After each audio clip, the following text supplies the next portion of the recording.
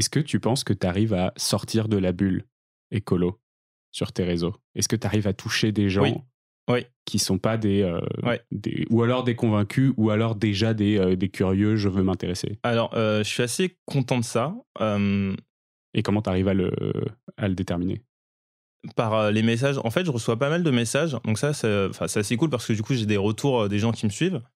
Et au début, enfin, ma crainte, entre guillemets, c'était de toucher que des écolos convaincus. Mmh. Et finalement, l'objectif, c'est de toucher de plus en plus de monde et surtout des gens qui sont pas convaincus de base par l'écologie. Et tu vois, j'ai reçu des messages qui m'ont marqué. Typiquement, je- salut, moi je suis pas du tout écolo, mais pourtant tes vidéos me donnent espoir et me réconcilient progressivement avec l'écologie.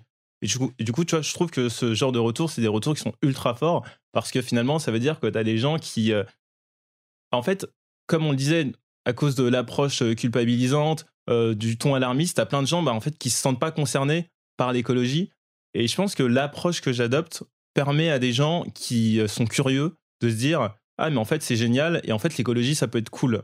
Et je Mmh. pense que tu vois, l'un des enjeux dans l'écologie, c'est de rendre l'écologie cool et enviable en fait.